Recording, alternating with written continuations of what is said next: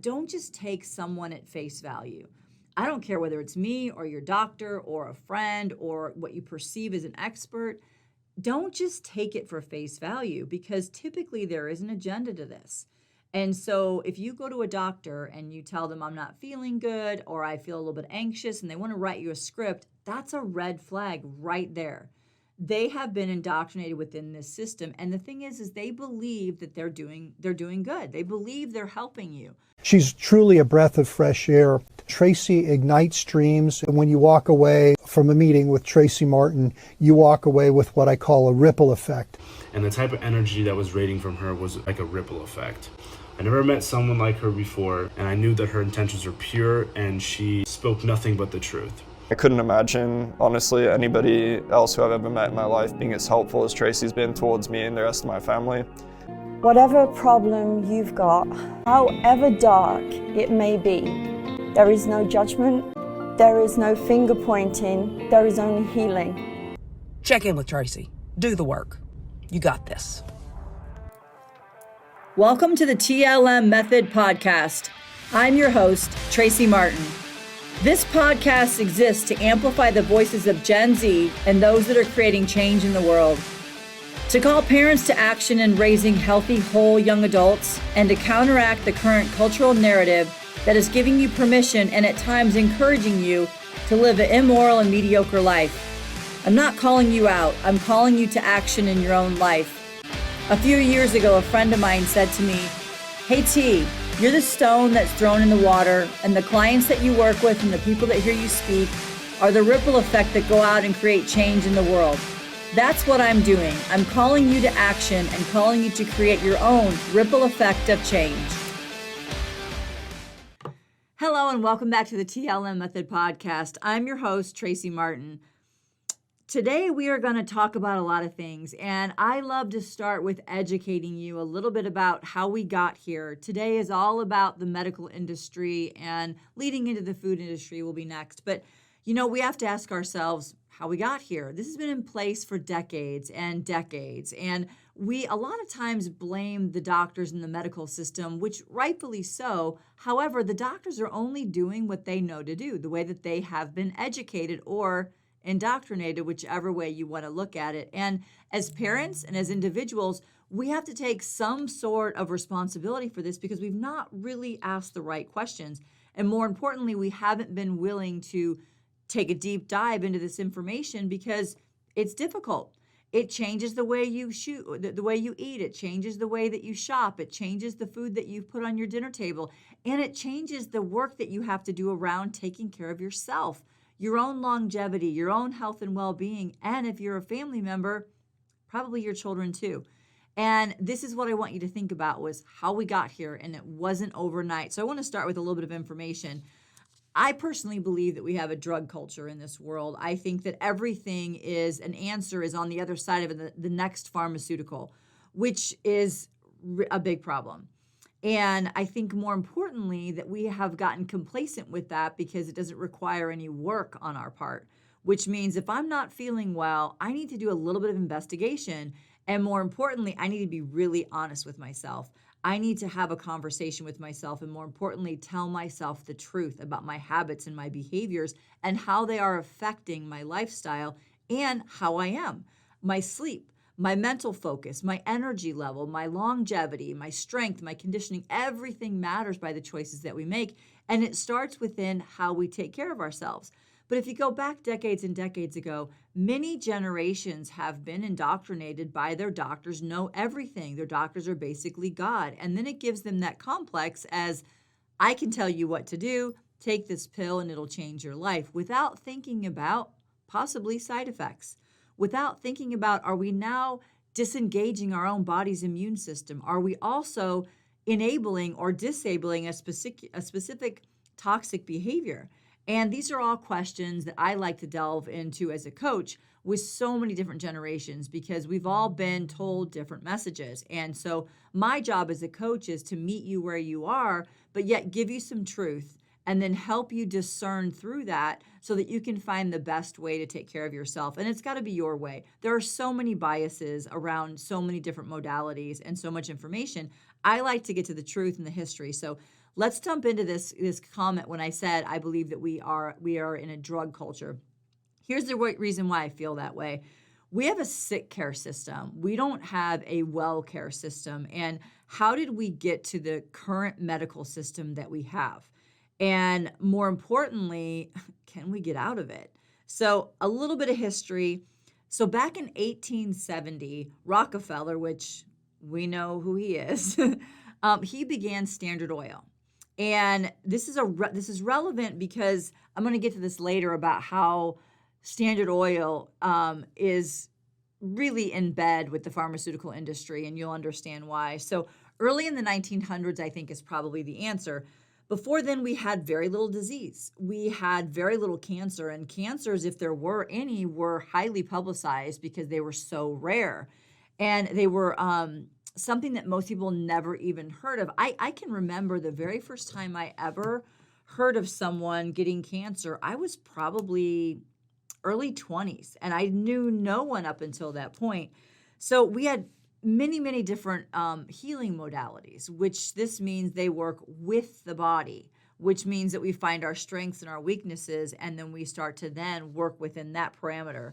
About, I don't know, maybe 1, 2, 3, 4, 5, maybe like 8 different modalities. And some of these have been around for thousands of years, especially traditional Chinese medicine. That goes way back, and it's based in facts. It's based in being able to work with the body. Unfortunately, our world today is just laden with environmental toxins that maybe we believe are the traditional Chinese medicine won't work. Ayurvedic medicine, one of the world's oldest medical systems, is also very prevalent today. Unfortunately, it's considered, that it's quackery, I guess is the best way to say. And even ancient Native American modalities, homeopathy and naturopathic and allopathic medicine. So allopathy, this is what's used to define as seeking to prevent illness or alleviate an illness by eliminating its cause and discerning between the two, which came from allopathic and osteopathic. That's kind of how we got to that point. It's a very broad category of medical practices that sometimes seems, we're going to put that under the Western medicine umbrella. And so there was over 5,000 homeopathic practitioners back in the 1900s, herbalists, chiropractors, natural healers, and more than 25 homeopathic medical schools.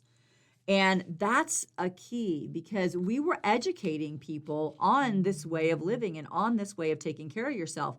Unfortunately, somebody decided to show up and decide that they knew better and wanted to do something about it, all in the name of the almighty dollar. So early 1900s is when Rockefeller said that we're going to get into petroleum oil, which is Standard Oil, right? And his group of scientists came to him and said, hey, we have all these byproducts from all this petroleum and this oil that we're gaining, fertilizers, weapons, and medications. Medications, let's put that in parentheses. So Rockefeller met with Carnegie and said that, what can we do about this? How can we capitalize on this? So Carnegie set about shutting down naturopathic and homeopathic colleges and schools. So enter in a gentleman by the name of Abraham Flexner. He's an education specialist, and he studies all different kinds of healing modalities, curriculums for those, documents, statistics, all kinds of different information based around all the different modalities, from the Ayurvedic to traditional Chinese medicine, Native American, allopathy, osteopathic, all the different modalities that we were seeing in the early 1900s. And you had choices. You could decide how to treat yourself. You could decide that one way was better way, or even culturally. If you lived in a specific part of the country or the part of the world, you went to that particular cultural modality because it worked best with you. If you were in India, you went down the Ayurvedic route because you had so much history and knowledge within that. So Flexner came up with the Flexner reports. And what that said is that we need to somehow standardize the medical industry because it was too confusing. We had all these different modalities, which, by the way, were put in place for a reason, but nobody could make billions off of it. So they wanted to standardize it and being able to license it and condense it, which meant it can be controlled. It can be controlled by a specific group or party. So there were too many, and he wanted to license these to make billions. So choosing the allopathic method is what he chose. And that underneath, like today we have allopathic medicine, which is what it is. It's this part of the medical industry, and that's where they put all their money, all their research, and anything that went against that was considered quackery or witch doctors, and they demonized these people, even though their protocol worked for people. And shouldn't we have choices on how we take care of ourselves? I personally believe that we should, and I think that it's very egotistical of us to think that one way is the only way, and it's been shown that that's not true. Whether you're treating any kind of an illness, an autoimmune, a cancer, anything other than, something that can only be corrected by surgery, we have to look at this. You have to uncover these different modalities. I myself have gone through so many different modalities and found information and found healing in that. And the other question that I had that I can't find anyone that can answer this for me is other than, a few major illnesses, what have we cured in the last 50 years, 40 years? Because we haven't really cured anything, but we've come up with a lot of treatments, and there's money in treatments, correct? Correct. So we don't want to cure anything. And then we want to uncover and discover all kinds of autoimmune disorders and mental disorders and label people with these disorders. And we seek, we have an answer for the way that I feel, but yet we don't actually have a solution because we haven't gotten to the root. We're just going to put a blanket over it to where you feel better. And we've gotten so used to feeling fine that we don't even know what it means to feel optimum, to feel really good. So when you dive down this rabbit hole of how we got here historically, it gives you a little bit of information to understand the nefarious part that's at work. So your pharmaceuticals in today's world, and ever since pharmaceuticals were brought to us, are petroleum based. So, and I'm going to digress for a second. So all those people that believe in climate change and the oil industry is bad, most of you guys are probably on some pharmaceuticals. So you got to ask yourself a question. You are also participating in the oil industry, and you can't find solar and wind that are going to get you pharmaceuticals. So that's just another topic. So Carnegie and Rockefeller got together and they created the American Medical Association. And they licensed schools and doctors under that big umbrella, which meant that they now controlled the medical journals, the pharmaceutical industries, and the schools. So they might as well say they also control all the doctors. And therefore, they control the cures, they control the treatments, they control it all, and they benefit financially from all of it because they don't really care about our health. So they care about their money. So ask yourself a question. Are you participating in this particular medical industry? And if you are, can you jump out of that? Can you find an alternative way? Can you look at something different? Can you get out of the medical matrix, as we call it? So from 1920 to 2020, the biggest thing that we're dealing with is heart disease, chronic disease, heart attacks, autoimmunes that nobody's ever heard of, which I think autoimmune just means mystery illness that we have no idea how, what to deal with it. I've dealt with that myself. My own health and well-being, my family's well-being have gone down rabbit holes of autoimmune because nobody knows what they are. But they can have a treatment for them, but they never really cure them. So you're living with this, which means, are you optimally living? No, you're not. You're feeling fine. You're tolerating what you're dealing with. You're settling for a specific way of life. And so this has been deep rooted into our society and into our mental for decades. So to think that we can just flip a switch and change it, we can't. But what we can do is start to ask questions and seek other alternatives and give those alternatives a chance, because you really want to make sure that we are answering the question of our own health and well-being, not just being drugged down a old way of doing something because somebody else has been telling us that it works. And there's always ways of looking at things differently. So enter in petroleum byproducts to create big pharma. And pharmacy is a combination of the Greek term pharmacia, which means to enchant. It's magic, cure, potion, or like we like to call the American drugstore. And all these things, like I said, are so deep rooted that we have to understand where they are. And some people may not care, But if you really want to have a relationship with your own health and well-being and find out your own way and your answers, you'll want to have more of a background on this, and you'll want to have more information to where you can go and look and seek out. So lobbyists, medical journals are owned by big pharma, doctors are owned by big pharmas, congressmen are owned by big pharmas, and they all benefit in some way. You can look at most people in politics today, and there's some sort of a tether to big pharma or some sort of a tether to a way of them actually benefiting financially from it, whether it's a campaign money or whether it's actually in their own life. So I want you to think about this and how this actually hits you in your life on a daily basis. It affects your food system, it affects your health system, it affects your medical system, it affects your insurance, it affects every single part of your life on how you take care of yourself or your optimum living and your well-being choices. That's why I really wanted to just take this brief moment of yours and dive into what this means for us on a daily basis. And one component that I don't think anyone really saw coming was the mass media component. You know, most shows are now sponsored by BioNTech or Pfizer. And again, this is all being pushed in a specific narrative, but it's every single day layered through predictive programming, but was put in place way back in the late 1800s. That's the part that's so hard to wrap around your mind to wrap around, because you're like, how did it happen? It happened because we become complacent, and what we thought was really, really good ways of taking care of ourselves, we were introduced to other ways that we perceived were better and that they knew better than we did. So I always liken this to, you know, we used to put a pot on a stove and we would heat up our water and it would stay hot longer, and it was, you know, kind of a pain in the butt. Okay, so then enter in microwaves. And people thought, oh my goodness, it's convenience. It's amazing. So you put your hot cup or your cup of coffee in the microwave, you hit 2 minutes or 1 minute, and it's heated up and no problem, no mess. But what is the sacrifice that we're doing for that? It is radiation in our home. It is unhealthy part that we're ingesting. And then we microwave our food.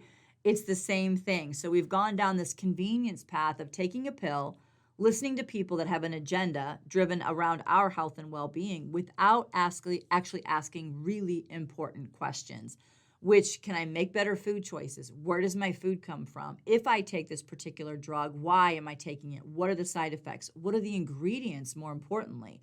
And if you read a list of ingredients on most pharmaceuticals today and you knew what you were taking or injecting, you probably wouldn't do it. And more importantly, you definitely wouldn't do it for your children, because you don't want to, most people don't want to put specific substances in their body, but they don't know any better because a doctor hands a pill. I had the other day, I was talking to somebody, we were talking about vitamins and supplements, and this was so funny because I said, hey, have you tried, you know, I can't remember what the supplement was. And she said, oh, is that safe? But yet you're on 5 prescription drugs that your doctor gave you, so you perceive that they are safe for you. We got to ask better questions, and better questions of specific people. And so think about what you have in your life right now that you might need to do a little deep dive on, whether it's a supplement, whether it's a food, whether it's a drug or a pharmaceutical or whatever, or you go and get, you know, your shots or whatever you decide to do. You know, the thing is that I don't want to tell anyone what to do. I just want you to ask questions on what are you doing. So what I mean by that is that don't just take someone at face value. I don't care whether it's me or your doctor or a friend or what you perceive as an expert. Don't just take it for face value, because typically there is an agenda to this.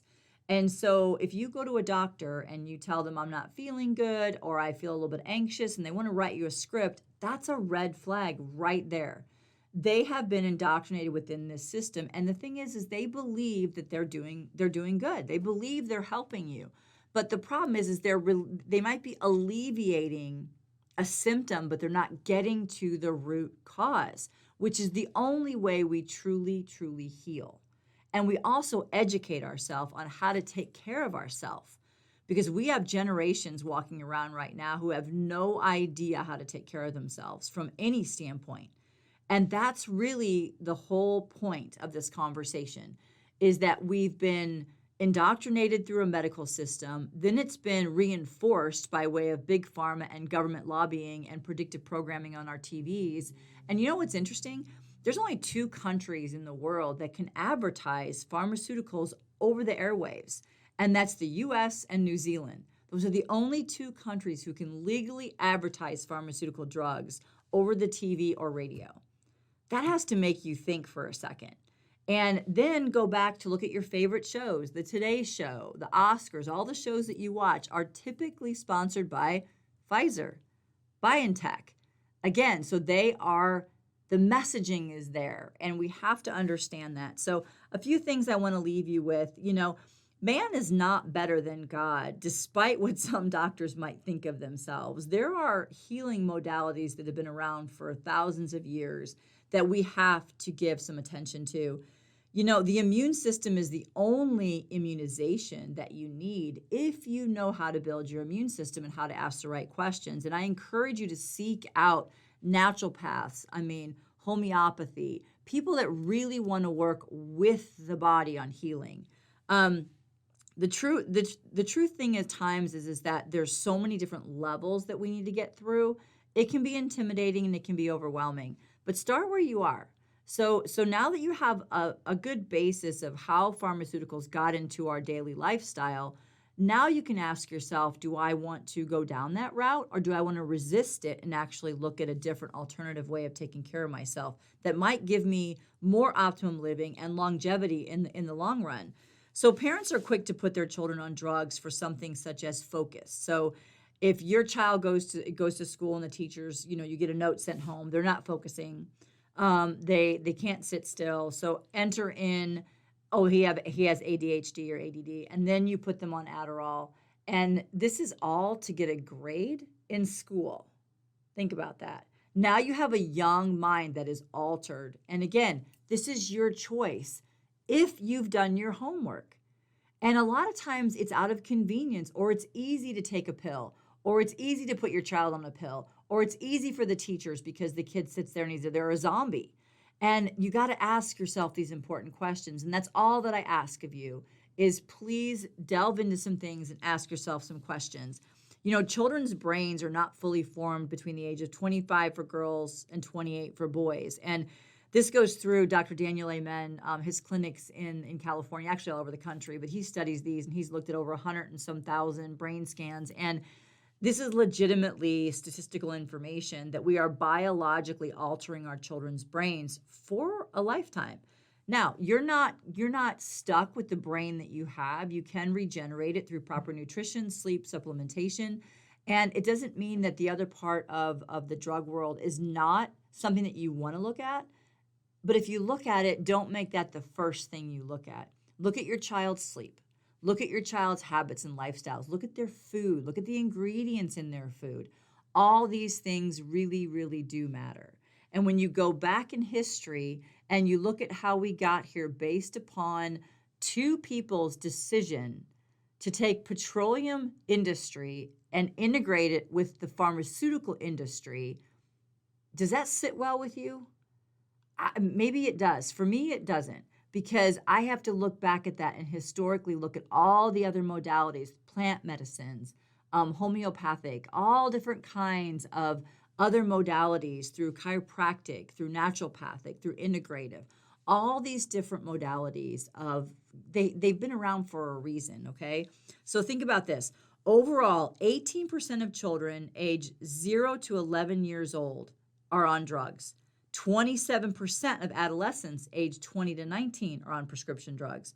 46.7% of adults aged 20 to 59 are on prescription drugs. And 85% of adults over 60 use prescription drugs in the past 30 days. And this is according to the CDC. So if you think about that, so 18% of children from 0 to age 11 is on some sort of a pharmaceutical drug. Does that sit well with you? Is that okay to alter a young mind that hasn't even been given a chance? Or are we doing more harm than good out of convenience? Have you sat down with your child? Have you brought in another person maybe to talk to your child as far as understanding lifestyle, sleep, food, nutrition, everything? And I'm not saying that there are not reasons for going down that pharmaceutical route, What I'm asking is just don't make that the first one. I have so many teens and young adults who come in here and who are on multiple prescriptions, whether they're depressed or they have trouble focusing or they have anxiety or they have a sleep disorder. I mean, and most of the time we can make tweaks in their lifestyle. None of those are needed. And that's my whole focus, is to give you information to go back and educate yourself. Look at your life and your family and your lifestyle and ask yourself a few questions. Can we take care of these things differently? Are we seeking an answer or a true solution? 23% of college students have a lifetime history of prescription drug abuse. And this is according to the Journal of Substance Abuse Treatments. 23% of college students. If you've been on college campuses lately, maybe that might make sense to you. And that's another podcast.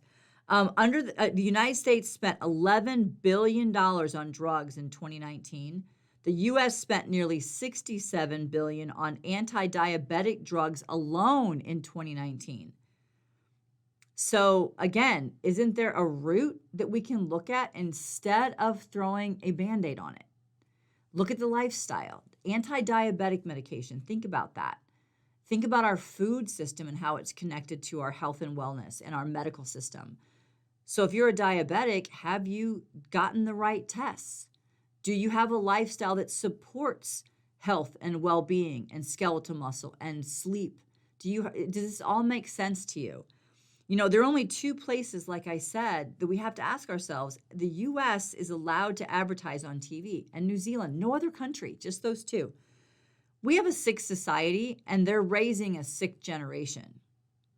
This is our workforce. This is our future. This is our brilliant minds that we are altering every day by our choices as parents, as doctors, as grandparents, as administrators, as teachers. Everyone has an opinion on how to take care of our children or ourselves. Shouldn't that rely on our shoulders to educate ourselves, to make the right decisions? And as parents, I am trying to instill this in you today through this podcast. If you get nothing else from this message, please be willing to do a little bit of homework. When your child is struggling with sleep, don't rush them to a sleep clinic and right away look for a diagnosis. Because once you put a white coat in front of your child, they will give your child an excuse to not show up and to not dig deeper on finding an answer and a solution. Once your child can't focus and they get put on Adderall, they won't look at their screen time on their phones. They won't think about shutting everything out and focusing on their school or going to a quiet environment to actually do their work. They'll lean on the Adderall to be able to get something done. This is what I'm trying to say. We are enabling an entire generation to remain on pharmaceuticals and to not look at ourselves as the solution by our choices. Every white coat that you bring into your child's life will give them an excuse to not show up in a specific way. What if you started with asking questions on how they felt, looking at their food, looking at their habits, at their sleep, and delving into a little bit more, but asking questions of your child rather than bringing in a professional that you perceive will have all the answers for your child, because we really want solutions. So I want to thank you for your time today, and more importantly, I hope that you've gained a little bit of a knowledge of the history of the pharmaceutical industry as it pertains to the petroleum industry. That doesn't even make sense. So think about this a little bit more. And just as a really quick recap, this happened back in the 1870s whenever Rockefeller decided to form Standard Oil. And then he connected with Carnegie. And then they decided to shut down the schools and make pharmaceuticals out of petroleum byproducts. That's how we got here. So I don't know about you, but I don't want to stay here. If you have any questions, you can always reach us through Instagram at officially Tracey Martin or our website at officiallytraceymartin.com. I hope you found value in here. I hope that you can leave us a great review and give us 5 stars. And more importantly, please come back and listen more for this information, because part of what we have to do is give you history so you can understand how we got here, and then have the difficult conversations to be able to give you not only answers, but solutions. And then you are the biggest solution to anything that you're dealing with. It all comes back to you. Thank you. Thank you for joining us today on the TLM Method podcast. I hope that you've enjoyed the time that you've spent with us, and more importantly, I hope that we make you think.